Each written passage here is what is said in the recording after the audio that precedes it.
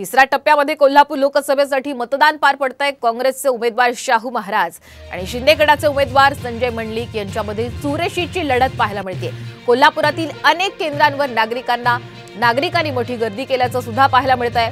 सध्या कोल्हापूर जिल्हा हा मोठ्या प्रमाणात इथे तापमान वाढत असल्याचंही दिसून येत आहे। त्यामुळे उन्हाचा तडाखा हा वाढतोय आणि यापासूनच स्वतःचा बचाव करण्यासाठी म्हणून नागरिकांनी सकाळच्याच वेळेमध्ये मतदान करण्याचा निर्णय घेतल्याचं सुद्धा दिसून येत आहे।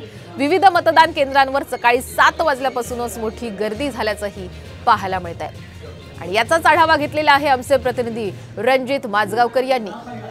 लोकसभेच्या तिसऱ्या टप्प्यातील मतदानाला सुरुवात झालेली आहे। मी सध्या कोल्हापुरातील न्यू पॅलेस परिसरात असणाऱ्या महापालिकेच्या न्यू पॅलेस स्कूल परिसरात आहे आणि सकाळपासून म्हणजे सकाळी 7 वाजल्यापासूनच अशा नागरिकांच्या मोठ्या रांगा मतदानासाठी लागलेल्या आहेत। सध्या उन्हाळ्याचे दिवस आहेत, याची दक्षता घेऊन लवकरात लवकर आपलं मतदान व्हावं यासाठी सुद्धा नागरिक आता घरातून बाहेर पडत आहेत आणि अशा पद्धतीने मोठ्या प्रमाणामध्ये मतदानाचा हक्क बजावण्यासाठी नागरिक या परिसरामध्ये मतदानासाठी आलेले आहेत। एकतर ऊन असतं किंवा आपली कामाचं नियोजन करण्यासाठी सकाळी लवकर बाहेर निघणे किंवा काम आटपून परत येणे, दोन पर्याय लोकांच्या समोर असतात।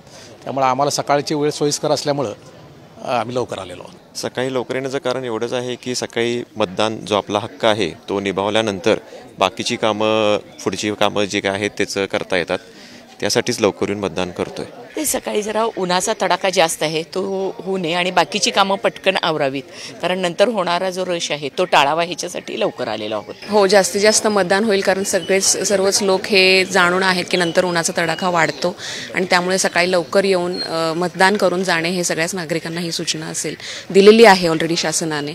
आणि आपली काळजी तब्येतीची घेण्यासाठी सर्व नागरिकांनी येऊन लवकर मतदान करून जाणे